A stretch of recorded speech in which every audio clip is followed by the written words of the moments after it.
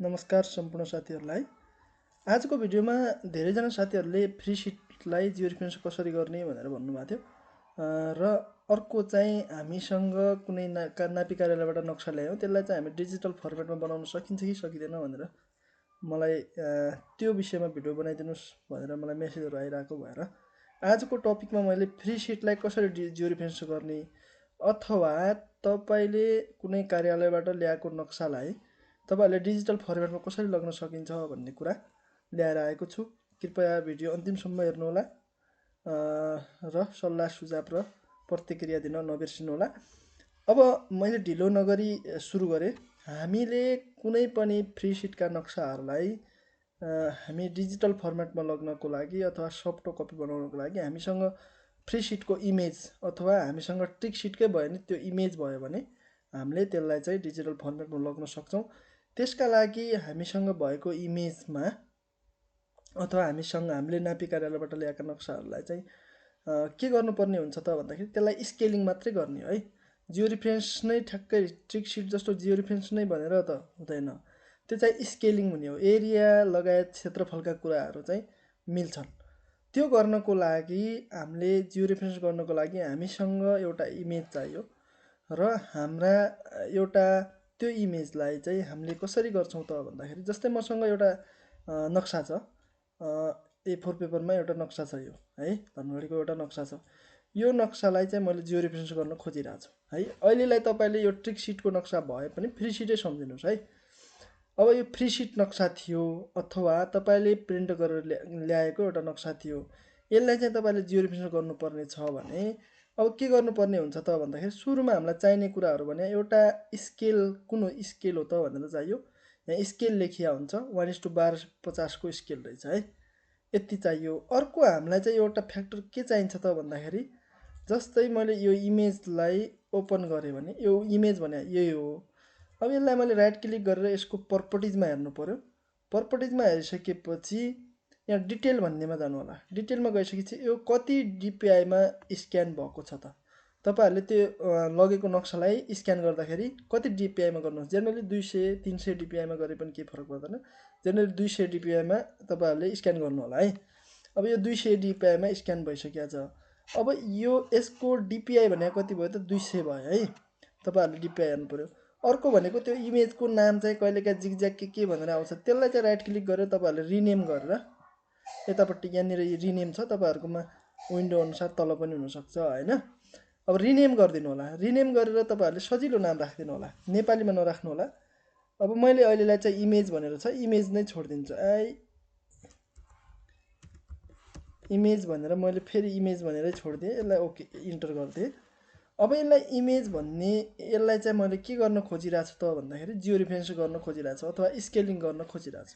अब यसलाई स्केलिङ गर्नको लागि मैले के गर्नुपर्ने हुन्छ त भन्दाखेरि मलाई 3टा कुरा थाहा हुनुपर्छ।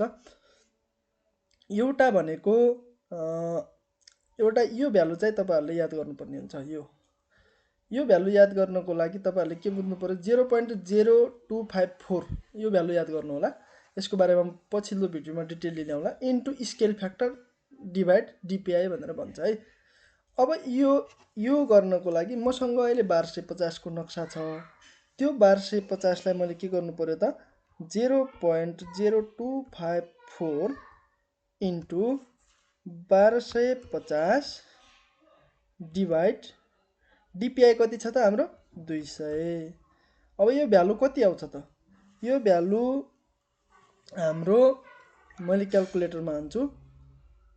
यो भ्यालु चाहिँ 0.0254 डिभाइड 1250 इन्टु 0.0254 इन्टु 1250 डिभाइड 200। त्यो गर्दाखेरि कति भ्यालु आयो त भन्दाखेरि 0.1587 भनेर आयो। 0.1587 आएको छ। मैले 88 राखिदिएँ है। यो भ्यालु चाहियो है, एउटा भ्यालु यो चाहियो। त्यसपछि हामीलाई चाहिँ अर्को के चाहियो त भन्दाखेरि अर्को हामीलाई चाहिँ एक्स एक्सिस रोटेसन भन्छ, त्यो 0 हुन्छ। अर्को वाइ एक्सिस रोटेसन 0 हुन्छ। त्यसपछि अर्को चाहिँ नेगेटिभ अफ यो भ्यालु है, यसको नाम पनि मैले बनाउँला नेगेटिभ, यसलाई चाहिँ नेगेटिभमा हाल्नु पर्यो, नेगेटिभ अफ यो।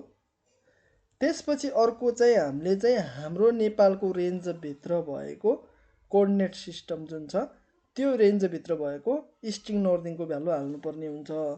जस्तै हाम्रो मैले के हालिदिएँ, इस्टिङको भ्यालु 5 लाख भनेर हालिदिएँ, 1 2 3 4 5 र नर्दिङको भ्यालु हालिदिएँ 34 लाख भनेर हालिदिएँ है।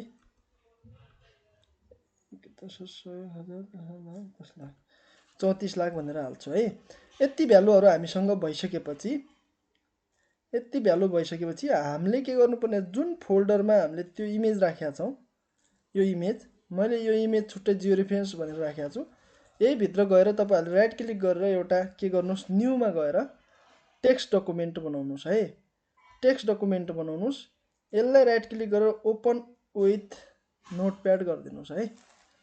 अब यसमा चाहिँ हाल्ने हो त्यो भ्यालुलाई, भनेको चाहिँ एउटा भ्यालु कति आयो त, एउटा भ्यालु 0.1588 छ हो, 0.1588 छ। अर्को भ्यालु कति छ त, अर्को हामीले 0 हाल्दा रहेछौँ। त्यसपछि अर्को इन्टर गरेर 0 हाल्दा रहेछौँ। त्यसपछि हामीले नेगेटिभ अफ माइनस 0.1588 हाल्दा रहेछौँ। त्यसपछि चाहिँ इस्टिङको नेपालको रेन्जभित्र भएको इस्टिङको भ्यालु, अथवा तपाईँ फ्री सिटको जियो रेफरेन्स गर्दै हुनुहुन्छ भने लगभग तपाईँको टेन्टेटिभ त्यो एरियाको कोअर्डिनेट हालिदिनु भयो भने त्यो एरिया नजिक आउँछ क्या इमेज। त्यो भएको हुनाले त्यो कुराहरू चाहिँ ख्याल गर्नु होला। अहिलेलाई चाहिँ मैले ऱ्यान्डमली नेपालको 5 लाख भनेर हालेँ, 1 2 3 4 5 लाख हालेँ। अर्को चाहिँ मैले 34 लाख, 1 2 3 4 5 34 लाख भनेर हालेँ। अब यसलाई तपाईँहरूले फाइलमा गएर, यतानिर फाइलमा गएर सेभ एज गर्नु होला। सेभ एज गरेर जुन फोल्डरभित्र हुनुहुन्छ त्यही फोल्डरभित्र तपाईँहरूले के गर्नुपर्ने हुन्छ त, यसलाई चाहिँ सेभ गर्नुपर्ने हुन्छ। अब तपाईँले ठ्याक्कै इमेजको नाम जे राख्नु भएको छ त्यही अब यसरी डबल इन्भर्टेड कमा लिनु होला र IMAGE इमेज डट इमेजको त्यहाँनिर जे नाम छ जस्तो छ त्यस्तै राख्नुपर्छ है। इमेजको नाम मैले अहिले इमेज भने तपाईँहरूको अरू नाम हुनसक्छ होइन। IMAGE इमेज डट TFW भनेर राख्नु होला, अनि यसलाई चाहिँ इन्भर्टेड कमा क्लोज गरिदिनु होला, अनि तपाईँहरूले यसलाई चाहिँ सेभ गरिदिनु होला। अब सेभ भइसकेपछि यसलाई नि काट्नु होला। अब यो मैले अहिलेलाई मिनिमाइज गरेँ, यो चाहिँदैन हामीलाई। अब यति भइसकेपछि हाम्रो इमेज जियो रेफरेन्स भयो होला होइन। अब भयो कि भएन भनेर थाहा पाउनको लागि के गर्छौँ त भन्दाखेरि GIS मा यो इमेजलाई मैले एड गर्छु है। GIS भयो, GIS ओपन गरिसकेको छु मैले, सजिलो छिटो होला भनेर GIS मा गएर मैले डेस्कटपमा यसभित्र गएर जियो रेफरेन्स भन्ने भित्र यसलाई मैले एड गरेँ है। ओके ओके, यो जियो रेफरेन्स भइसक्यो है। अब मेरो इमेज चाहिँ जियो रेफरेन्स भइसक्यो। अब मैले के गर्न सक्छु त यसमा चाहिँ, अब यहाँ कोअर्डिनेट आइरहेको नि, यहाँ तलपट्टि जियो रेफरेन्स भयो भने कोअर्डिनेट आउँछ, नत्र चाहिँ यहाँ तपाईँको भ्यालु अरू नै देखाइरहेको हुन्छ है।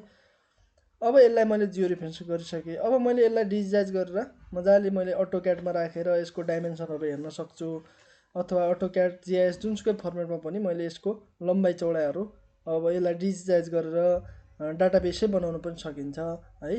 त्यो डाटाबेस कसरी बनाइन्छ भन्ने कुराहरू हामी नेक्स्ट भिडियोमा आउने नै छौँ। आजको भिडियोमा चाहिँ के बुझ्नु पर्यो त भन्दाखेरि, यदि हामीले नापी कार्यालयबाट कुनै नक्सा प्रिन्ट गरेर ल्यायौँ अथवा हामीसँग फ्री सिटका नक्साहरू छन् भने त्यसलाई चाहिँ हामीले स्केलिङ गर्नको लागि के गर्दा रहेछौँ त, यसरी एउटा नोटप्याड बनाएर नोटप्याडमा हामीले विभिन्न भ्यालुहरू हालेर त्यसलाई चाहिँ के गरिदिँदो रहेछौँ त भन्दाखेरि, त्यो फाइललाई त्यही इमेजको नाम र सेम इमेजको नाम राखिदिएर TFW फर्मेटमा सेभ गरिदियौँ भने अलरेडी यो के हुँदो रहेछ त, जियो रेफरेन्स हुँदो रहेछ। अब जियो रेफरेन्स भएको नभएको थाहा पाउनको लागि के गर्नुपर्ने छ, GIS मा एड बटनबाट एड गरेर हेर्नुभयो भने तलपट्टि कोअर्डिनेट इमेज जतातिर सार्यौँ त्यतातिर के हुन्छ त, यसको भ्यालु बढिरहेको हुन्छ। अब यी हेर्नुहोस्, अब यसको एउटा कर्नरको भ्यालु दिएर हामीले यसलाई चाहिँ के गरे हो त, जियो रेफरेन्स गरेको हो। यसरी नै हामीले फ्री सिटका नक्साहरूलाई जियो रेफरेन्स गर्न सकिन्छ। अब यसपछि मैले कुन टपिकमा भिडियो बनाउँदा चाहिँ सहज हुन्छ त्यो कुराहरू पनि तपाईँहरू राख्नु होला। मैले त्यही अनुसारका भिडियोहरू पनि ल्याएर आउने नै छु। जियो रेफरेन्स गरेर हामीले हरेक कुराहरूमा यसलाई इमेजै हालसाबिक गर्नको लागि अथवा तपाईँहरूले स्थानीय रूपमा यसको एरियाहरू ठिक छ कि छैन चेक गर्नको लागि, आफ्नो लागि डाटा बेस बनाएर राख्नको लागि, जुनसुकै प्रयोजनका लागि पनि हामीले यसरी चाहिँ काम गर्न सकिन्छ। धन्यवाद।